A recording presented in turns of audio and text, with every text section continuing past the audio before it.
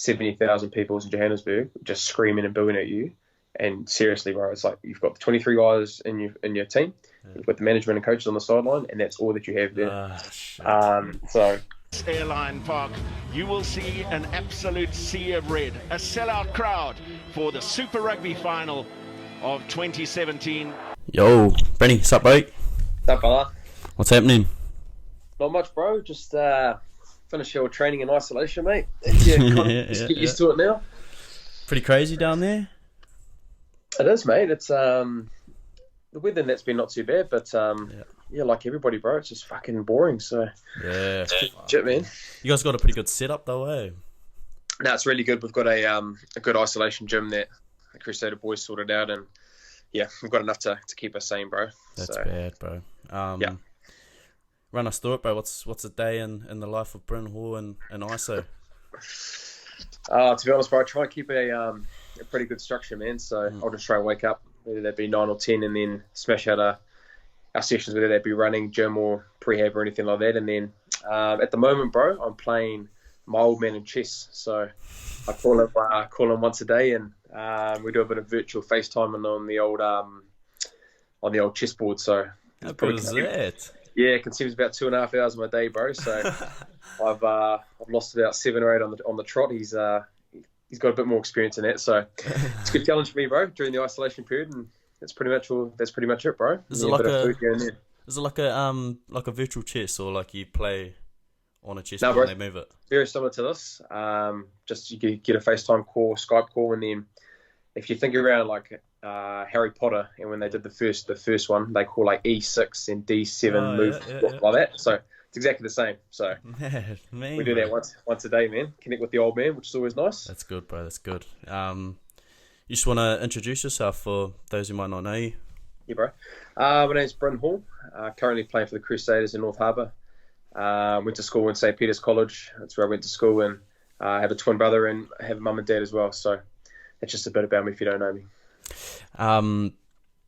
So obviously you play footy. You just mentioned that. Your journey to Super, bro. What was that like? So obviously you had a couple bumps on the way, couple injuries and stuff, but obviously where you are today, and you just want to run us through that a little bit. Yeah, mate. It seems pretty long now. It seems like we're young boys are coming through the system now, mate. So I'm a little bit of a cuddle at the moment.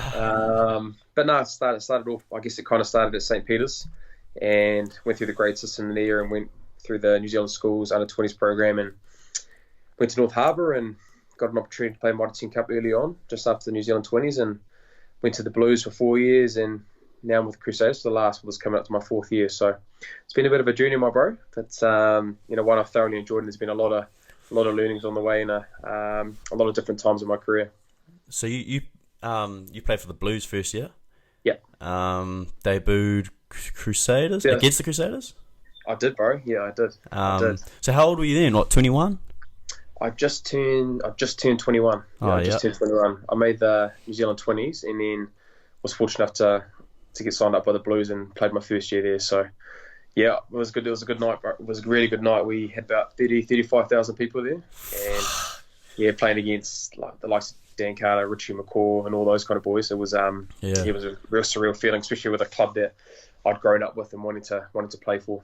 Yeah. So run us through that. Can you remember the day? Can you remember the coming on and all that sort of shit?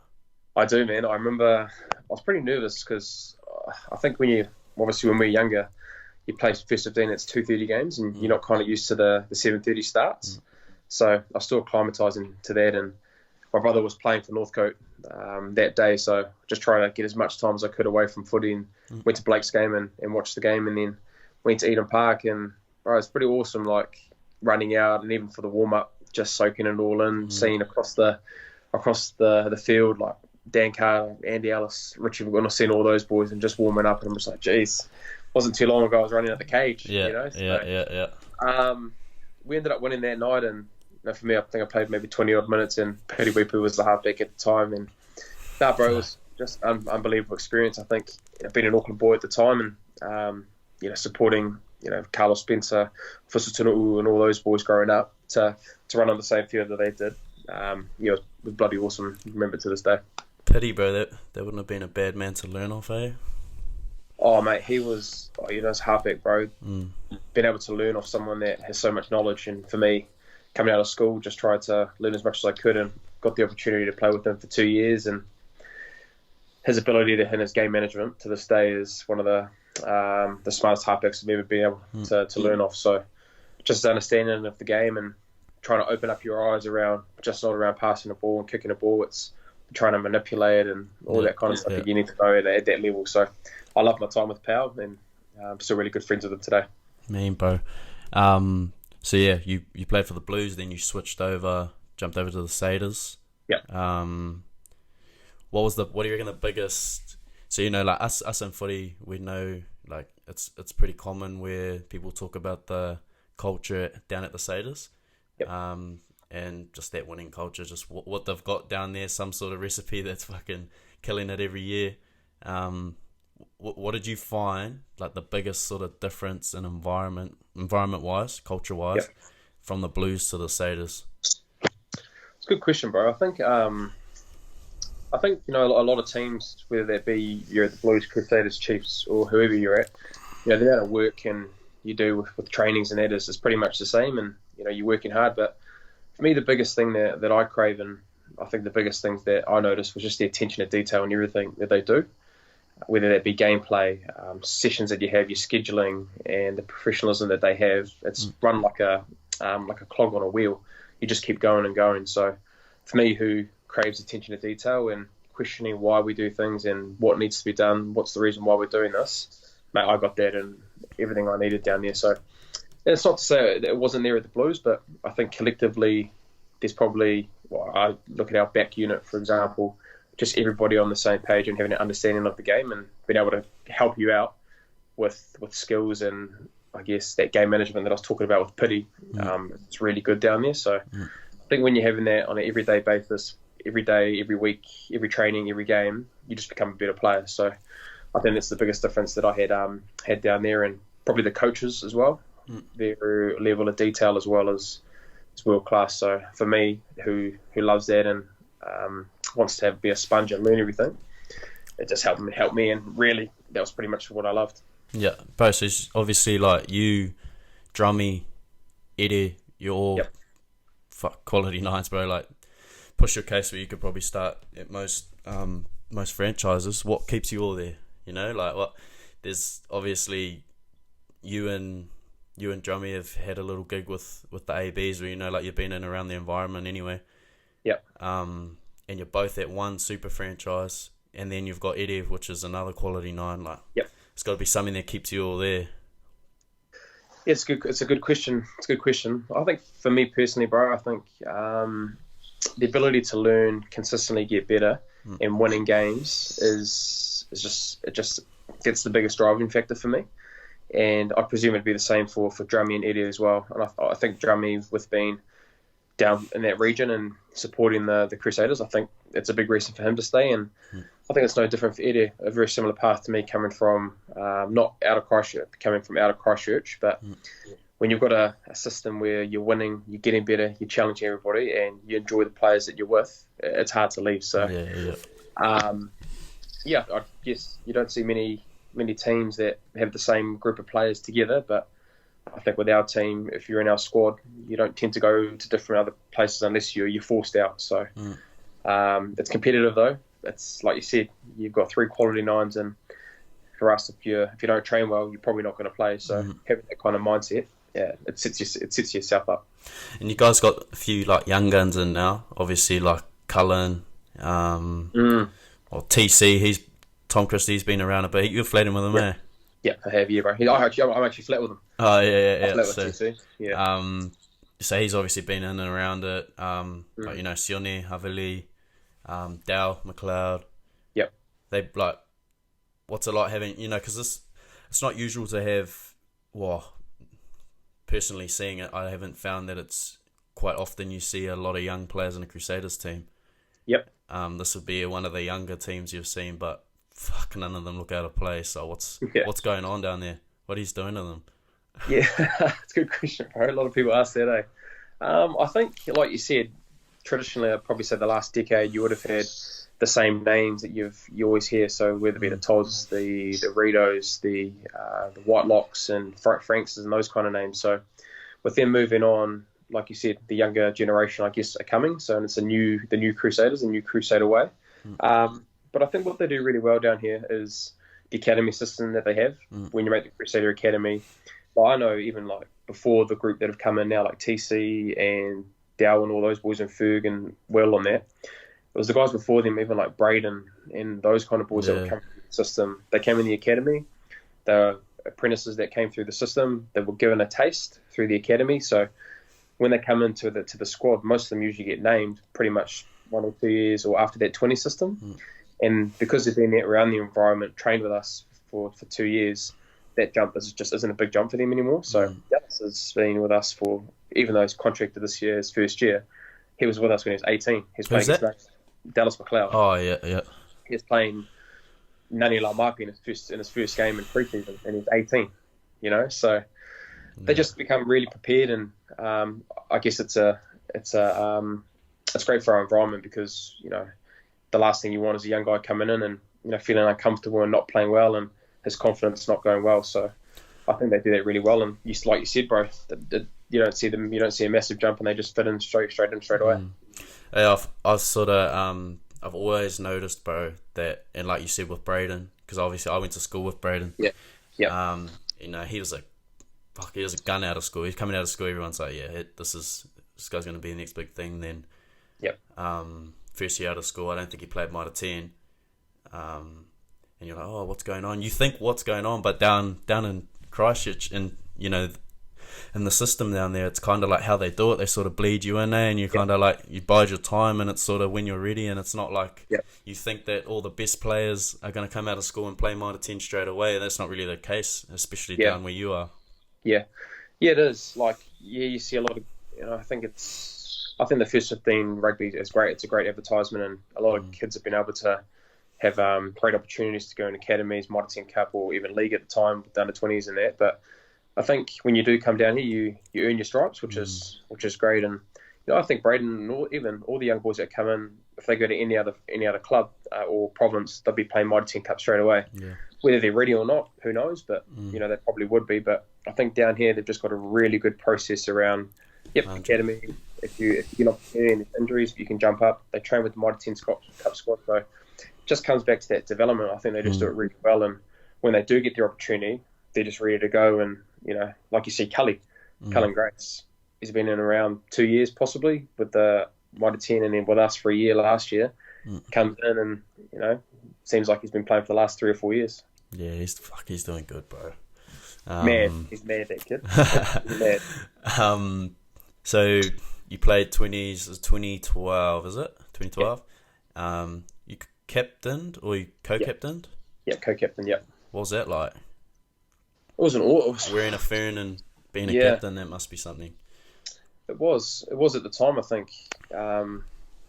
Really lucky in that process around you go from New Zealand schools, and then a lot of the players that come through that New Zealand 20 system. Of course, you get the new guys that come in, but I don't know. I think it was just a lot easier to connect with the guys, and a lot of that majority of that squad were in that squad, so it was just easy to really connect. And when given the opportunity to captain your nation, it's a pretty special and surreal moment. And the fact that I was co-captain with a really good mate at the time, Jake Heenan, who we flatted together and had goals together. So to be able to do that with him and do that in a pretty rugby mad country, it was an awesome experience. Fuck, so you lived together at the time? Yeah, we did. We went through the Auckland Academy system together, and we trained and did everything together, and then we ended up going through the same system, so we were living together, and it was awesome. Yeah, couldn't write it better. Yeah, hard. Your technique, bro, your passing technique, the extra emphasis in the follow through, bro. That's a very famous passing technique now, the Bryn Hall technique. Is it something that happens naturally? Is it something you think helps, or where does it come from? Does it help you think? I think now it does, because it's so ingrained into my passing technique now. Like you said, it's over exaggerated, but I think for me, when I really started to learn it was probably my New Zealand under 17s campaign, Yeah. Wayne Smith came down and came as a resources coach, and like bro, when you go to New Zealand U20s and whatever programs like that, they have a lot of resource coaches. And at the time, Wayne Smith came in and really introduced that punch pass technique, and whether it be from your hip or from the ground, just really over exaggerating that pass. And I guess I just took it to the nth degree, bro, and did it at school, always just over exaggerating it. And like you said, you used to always get a bit of shit for it, but I think it just added to it. And yeah, bro, it's just kind of come custom to my passing now, and I think it really does help me. I think when I kind of shy away from it, and it's not going to where I need it to, that's when you'll see the inconsistency in my pass. So yeah, it looks a bit funny, but yeah, it works for me at the moment. That's cool, bro. Yeah, no, I rate that. So I talked about it before. You had a couple injuries or whatever throughout your career. What do you reckon your biggest setback was, and sort of how you dealt with it? Ooh, that's a good question, eh? I'd probably say in 2013 and 2013 I had two massive injuries, two different ones though. So I broke my jaw, which was tough, but the recovery time wasn't too bad. It was only like 6 weeks, so you could still lift 10, you could still run and that. But I think the glandular fever after that, I just recovered from having a broken jaw, and then I got glandular fever. And then that knocked me out for about 8 to 12 weeks. And so all my size, all my fitness and everything just went. Start from scratch.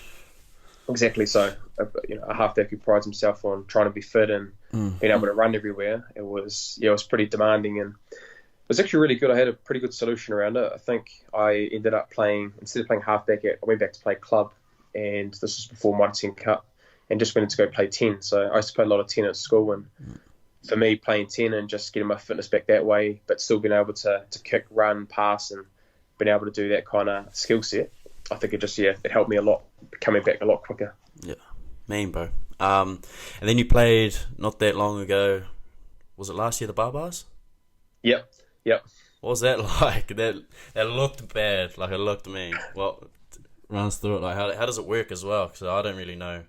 Yeah. So it's an invitation. So you're not selected for the team. You get invited. So, I think Warren Gatlin was the coach, and Bryn was going to go play for his old man that last game, and me, Bryn, Shooter, and Sean Stevenson and Matt Duffy were just like, mate, if there's ever time for you to be a good friend to us and set us up with the Barbars gig, I think it's the time here, Bryn. So he chipped away at Warren, and then we got a message that we'd been invited to to do it. So it's a good little pay package as well, bro. You get it in a nice little envelope, which is always good. And the week itself, I think we fall into the trap now that it's very, very professional and very serious, which it should be, because it's a professional sport and we get paid to do that. But the Barbars is I'd probably say more like a club kind of setup. So it's what it's known for, eh? It's like the cool tries and the different sort of shit going on the field. Like, rugby's an important part, but I think it's secondary. The first and foremost thing is to have connections with other people and being able to have new bonds and understanding of people from everywhere across the world. So you've got South Africans, Argentinians, Japanese, Australians, Kiwis, all of them coming together, and you're playing in a test match. But you have a few lemonades during the week, and you don't get a lot of sleep on some nights. So have to. Yeah, but I think, to be honest, for me it was just an awesome experience being able to I guess go back to what it really feels like of just playing like a club rugby game and not being as serious, and really just going out and just expressing yourself and having a pretty good time. So we definitely had a good time. Yeah, that's cool, bro. Obviously, I mentioned before the ABs sort of thing. So you went over with them for a bit, didn't play that way. Didn't play. Remember getting the call? Yeah, bro. The funny thing, it's actually a funny story. So I think I knew the team was getting named, and had a little bit of an inkling that possibly could be named. And from what I've heard, like you get phone calls, you see it on TV or anything, but for whatever reason, this wasn't televised and there was no phone call. Yeah. So I thought, I probably missed out, but it was actually on the radio. So of all things, my mate Mitchell Willis, when I was studying with back in Auckland, he said, "Bro, congratulations." And I was like, "Oh, what do you mean?" And he goes, "Oh, bro, you've been selected. Have you not seen it? It's on the radio." And I was like, "Oh, no, I had no idea." So no, I didn't get a call or anything like that. I got a message from one of my best mates that I got selected. But I think after that, a couple of hours after that, then manager Shandy gives you a call and goes through all the process around that. So that was cool, bro. And then going over to Japan, it was just an awesome experience to see what it's like to be an All Black. So, you get the little kit up going on before you went over, or little kit day? We did. Yeah, we did. We went before we flew over to Japan. We were at the hotel and by the airport. I think it's the Novotel, and you walk in and everything's there. Like it's got your name on it, BH, and pretty much I had to leave half my stuff in Auckland because there was just too much gear, and you only had 3 or 4 bags that you could take to Japan. So my brother was the winner of that day, and pretty much still got all my stuff. So, but yeah, unbelievable. Yeah, like it's been told, and people say when they say around when you get selected for the All Blacks, all the gear. So, yep, still got it in my wardrobe back home. Fair. You guys play a bit of golf down there, eh? And down south? Yeah, shoot over to Queenstown a bit? Yeah. We did. We went on our inaugural second year. So, we have a... So Carl just kind of happened. We had to have our bye week and just chose a week to go down to Queenstown, and pretty lucky that Millbrook and Nugget Point sort out accommodation and the golf round and that. So went down there, myself, Mitchell Drummond, David Harvilli and Will Jordan, and we just end up having an insides versus outsides battle. So it was it's a real competitive weekend, but yeah, it's more so just to put the tools down and be in a beautiful city like Queenstown and enjoy each other's company. That's cool, bro. What's your best round? Best round I've hit is a 77, in Helensville. Yeah, but that's when I was playing like every day. Yeah. You can feel the difference, eh? Oh, mate, I'm terrible now. I'm lucky to shoot under 85 at the moment, so yeah, terrible, no good. You play a bit yourself or nah? Oh, bro, I saw a couple of Instagrams, actually. Yeah, bro, last year we got right into it, eh? Fuck, because when I moved to Hams, a couple of us were studying and just training in the morning, training the Arvo for Waikato. Bro, the rest of the day we were just literally, bro, like 6 days a week we were out on the course playing. Yeah, but now rubbish. I'll be rubbish now too. I haven't been playing much. Well, how does Jill and Davey go? They all good in Drummy? So the way I describe it, David Harvilli is like Brooks Koepka. The guy just smokes the ball unbelievably. The guy could play with a driver and just an 8-iron around every single course in New Zealand. So it sounds like his goal kicking. Oh, bro, he's just in all life he just hits it big. Yeah. And then Will's really good. He's a single handicapper. He's hits the ball nice, and when he's playing well, he's pretty tough to beat. There's a few curses on the course with Will. He wears his heart on the sleeve, and emotions come out at the forefront. And Drummy is just precise, man. He just tee to green, never really phases him, and he's just consistent. So yeah, they all go pretty. They've got all their own little positives, bro. Mean, bro. I chucked up a Q&A, and we actually got a decent amount of questions, so we'll run through that just to finish it off. See, bro. First one was, what's Scott Robertson like as a coach? Scott, he's awesome. He's unorthodox, that's the way I'd put it, but it works. So I think Razor's biggest strength is his ability to connect with players on a personal level, whether that be from 1 to 15, 15 to 23, or 23 to 37. So collectively, he's got the ability to bring everybody together, going towards a goal, which is winning games and being better and winning championships. And he does it every single week. So having that ability, I think, as a coach is pretty important. A lot of coaches that I've had have been able to do that on a consistent basis. Yeah. But then at the same time, you don't want to get on his bad side, man, because she's no good when he's all right up and angry. So it doesn't happen often, but when it does, you get a wee little don't look him in the eye. But that's what makes him so special, I reckon. The ability to do both. Cool, bro. Your go-to coffee spot, probably down in Christchurch. Yeah. I'd probably have to go Little Palms in Christchurch. Give them a plug.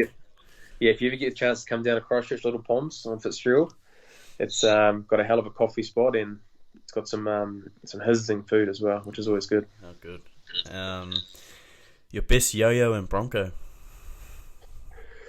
My best yo-yo was this year, actually. Was a 21.4. That was this year. And best Bronco is a 424. Yeah, 424. That's quick, yeah, bro. 424, so, yeah. Is that Winnet down there?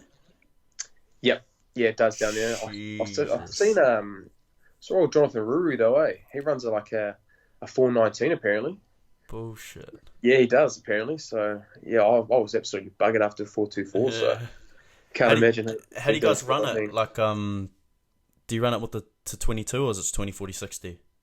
20, 40, 60. Yeah, we do 20, 40, 60. Yeah, and like when I went down to Wellington, they run it in like the Canes and stuff. I'm pretty sure the Canes still do it. To 22, 40, 60. Oh, really? Yeah, it's like you don't think it's much more, but like it adds up, bro. Yeah, bro, it adds up. And then It adds up, man. Waikato, they didn't do that, so Yeah, I don't think I've ever heard of anybody doing the 22. yeah, I don't know. Interesting. Would you ever move teams? Nah, I don't think I would. Nah, I don't think I would. I think unless I got shifted out and wasn't wanted, and just they went in a different direction, then possibly I think it had to be a come to a decision. But nah, I'm pretty comfortable at being down at the Crusaders. Yeah, me. Do you plan on playing overseas at some point? Yeah, absolutely. Yeah, I think it's definitely on the cards. I think for me personally, it's great being in New Zealand and love being down here. But I think once that decision's made, where it's time to go, then yeah, I'll definitely be going over, whether it be in Japan or Europe. So, and I'm looking forward to that as well because it's a great opportunity to grow and to see the other side of the world before you start settling down and coming back home. Yeah, it's the one. Would you play for another country? I think if I had ancestry in that way, like if I had a bit of English or anything like that, then the possibility of doing that could. But mum and dad didn't have any heritage, so they're just Māori and European. So I don't think I'd venture anywhere. Yeah, can't venture off anywhere else. Just Kiwi boy. What if like because obviously there's like the residency rules and stuff. If you ended up going overseas, you ended up spending a certain amount of time there, and for some reason ABs didn't work out here before you left. Yep. Would you play? I think so. I think I would. You try if it just didn't happen here, and you end up. I think you go over there to enjoy different experiences. But if you're in that time zone where you've been over there and they still value you to play for the national side, and I think if you spend more time in that city, wherever it is, I think you get more connection. Yeah, you get more of a connection and understanding what the culture's like in that country. So, give an opportunity and it happened, then possibly. Your Netflix series you're hitting at the moment? I just finished. What did I just finish? I just finished Tiger King. I just saw that this morning. What's it like? It's pretty out of the gate, man. Like just very redneck kind of American, and a lot of convicts and wheeling and dealing, and obviously how they treat the tigers as well. So no, it's pretty full on, and there's a lot of I won't ruin it for you, bro. There's a lot of stuff going on there, so it's definitely worth a watch. Have you watched Queen of the South? No, what's that? I've seen that. Is it worth a watch? Yeah, bro. Yeah, it is. Is my thing still sound normal? Yep. Cool. Yeah, bro.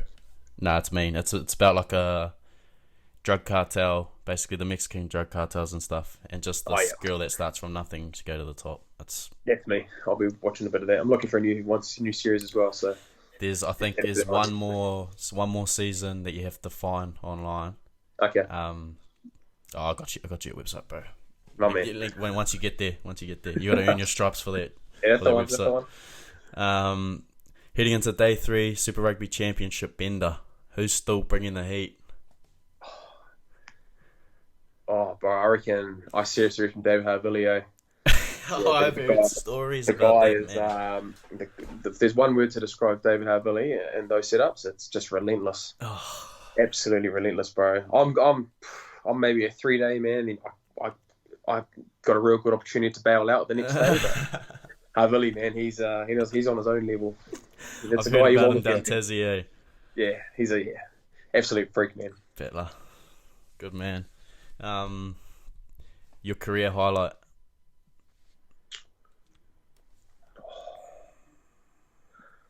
It's a question. Probably 2, I reckon. Would be winning my first super title over in Johannesburg. That was an unbelievable experience that day. Unbelievable experience. And probably going over with the All Blacks to Japan. Man. What was that like? It Which one? The championship. Oh man, that was unbelievable week, bro. Like Yeah. they're all different. Like your first one for me was just from going to not playing any semi-final football at Mitre 10 Cup level and Super Rugby level to go over to 70,000 people in Johannesburg just screaming and booing at you. And seriously, bro, it's like you've got 23 guys in your team, you've got the management and coaches on the sideline, and that's all that you have there. So yeah, I got knocked down in that game as well. So I remember bits and pieces of it, but a surreal experience singing our song and going after the game and just being able to be with all the boys and have a couple of beers after, which was always nice. Did you guys cop a bit of stick on the bus in, or? We did. So we ended up coming on the motorway, and so in Johannesburg, the motorway is pretty much right next to the stadium. So we ended up driving to the stadium, and then it ended up getting closer and closer. Cars were parked kind of by the motorway, so people were walking out in red jerseys. And we came into the stadium and came outside the door. People, like, there was 5,000 to 6,000 people just waiting there for us. Jumped outside the bus, and you just heard boos. They were just all booing you. We were all just motivated because, you know, what an unbelievable experience to go over there where it's never been done to win in South Africa. So, yeah, pretty surreal and one that I'll never forget. Did you go out over there after it? So I was concussed. So obviously loving being to celebrate, bro, and would you go through a hard season and it's a great time to spend with the boys and just put your hair down. I was in my room, blinds shut, and just like having headaches and stuff. So they all partied downstairs, and I was just up in the room, not being able to do anything. So, but don't worry, the second final, bro, I definitely made up for it in Christchurch. Good stuff. Who's the best halfback to play the game in New Zealand? I'd say that means all time. All time and now. Oh, I'd probably be Nuggy. Yeah. Like Aaron Smith, he's revolutionised the game, and you know I can't imagine too many halfbacks that have been able to do that, not in New Zealand but just in the world. So, you know, whenever I get a chance to play Nuggy, it's always an occasion that I really enjoy because he's the best in the world. So, yeah, definitely Nuggy. Me, North Shore or Christchurch? North Shore, bro. You can't get away from those coffees, bro. They're too good over the shore, man. Too good. How was transition from school to pro footy? Good question, man. I think it's a process. I reckon but I think it's one that you really enjoy. So I was really fortunate to go through the academy and then play a year at club rugby. So I played prems at Pakiranga in Auckland, my first year out, and yeah, we had an awesome team like Malakai Fekitoa, Charles Piatel, and a couple of the Blues boys were there. So I think it was just really good because you come from school and I think, you know, you're playing against boys, but you know you're 18 and you're bigger, stronger than most kids in that grade. And then you go to senior footy and you've just got guys that are 30, 35, working and have a different perspective on life. So yeah, I think I really enjoy. I think my very first game I played against Waitakere and Officer Tunu'u was the halfback. Oh yeah. I played against him and he just did these little tricks here and there and got me a couple of times, and it kind of just opened my eyes. I was like, oh man, this is what, you know. Yeah. You know, cause, you know, when you're at school, you know, you kind of figure it out, and younger fellas are coming up to you to try and put you off your game, but you've seen it all. So yeah, for me, it was a great experience to just learn and just really embrace what it was for club footy. And then I think, you slowly get into the professional ranks after that. Bro, the biggest thing I could think of when you just said that was when I first went down to Wally's, and I spent a couple of weeks my first year down there with the Canes and learning off TJ. And obviously coming from school, you think like, you think you know the game, and then you learn off someone like that, and you're like, he's talking about when he gets to the back of the scrum, and I was on defence, and he sort of like just a little thing like looking blindside to make me think, is he going to go there? And it gives you that slight second where he just comes off at me, and it gives him that quick little advantage just from using his eyes. Like that sort of shit you don't see at school, you don't sort of realise. 100%, and I think that's like you said, you're fortunate having TJ, and even like guys like now when I come back to Harbour and like Lewis Joltima who spend a lot of time with, and I get real satisfaction seeing those boys, because I think you get to a stage when you're younger and you're a sponge and you want to learn and you've got the ability to learn, but I think once you get to a certain age and you've experienced that and you're the older statesman, it's your time now to bring the boys up and experience them. What Paddy did for me and what Jimmy did for me. So, but yeah, it's right, bro. It's just little manipulation things here and there that's all it takes. Especially in Super Rugby, if it's a look or it's a step that way or it's just something, it's could be the difference between a move working or not working. Yeah, very hard. What is your backup plan for life after footy? It's a good question. I think definitely in the media game, bro. So definitely going in the media game, but then I definitely the longer I've played, the more enjoyment I'm getting out of actually coaching. So I love seeing guys' growth and seeing them get better, and I get a real satisfaction out of that. So I think it'll definitely be in the coaching ranks. I'd like to think so, but I've just got some other things on the other side. But I'd probably think those would be the two things that I'd probably go down with. So yeah, you're into like the media sort of stuff. I saw a couple of things of you doing some interviews and stuff at the All Blacks trading and things. Yeah, you into that? Like you like what is it? You like sort of talking? Or you like journalism or something?